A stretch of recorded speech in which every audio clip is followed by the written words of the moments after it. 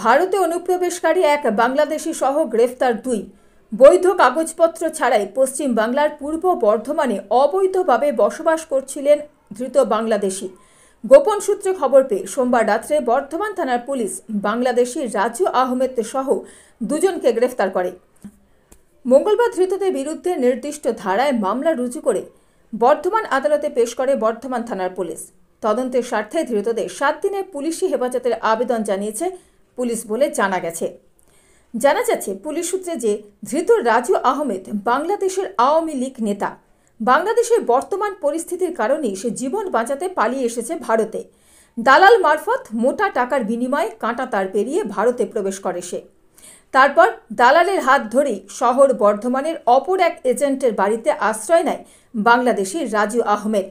Visa, passport বা অন্য কোনো বৈধ কাগজপত্র ছাড়াই সে কয়েকদিন ধরে শহর বর্ধমানে ওই এজেন্টের বাড়িতেই বসবাস করছিল।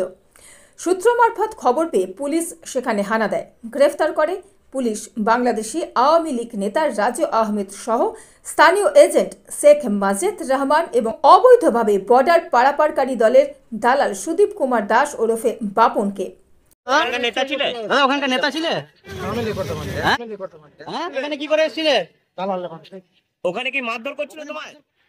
পুলিশ সূত্রে জানা গেছে প্রায় 10 দিন ধরে রাজু আহমেদ বর্ধমান থানার অধীন শহর বর্ধমানের বাজেপ্রতাপুর মালিরবাগান এলাকায় ধৃত শেখ মাজেদ রহমানের বাড়িতেই থাকছিল। তার কাছে এই দেশে থাকার কোনো বৈধ অনুমতি কাগজপত্র না থাকা সত্ত্বেও 63 বছর বয়স্ক মাজেদ সব জেনে শুনে টাকার বিনিময়ে বাংলাদেশি অনুপ্রবেশকারীকে নিজের বাড়িতে আশ্রয় দিয়েছিল বলে পুলিশ প্রাথমিক জিজ্ঞাসাবাদে জানতে পেরেছে। 32 বছরের রাজু আহমেদের বাড়ি বাংলাদেশের ময়মনসিংহ জেলার গফরগাঁও থানার কামালদিকরা এলাকার কুরসাপুর অঞ্চলে।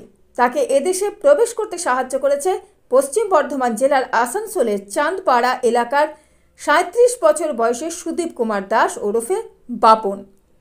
পুলিশ সূত্রে জানা গেছে ধৃত সুদীপ কুমার দাস বাংলাদেশি এজেন্টদের সঙ্গে যোগাযোগ রাখত। অন্যদিকে শেখ মাজেদ রহমান, যাকে পুলিশ গ্রেপ্তার করেছে, সে এই সমস্ত বাংলাদেশি অনুপ্রবেশকারীদের টাকার বিনিময়ে বর্ধমানে আশ্রয় দিত। পুলিশ ধৃত সুদীপ কুমার দাস, শেখ মাজেদ এবং বাংলাদেশি রাজু আহমেদকে তদন্তের স্বার্থে নিজেদের হেফাজতে নিচ্ছে বলে জানিয়েছে। Bureau report, mobile news 910।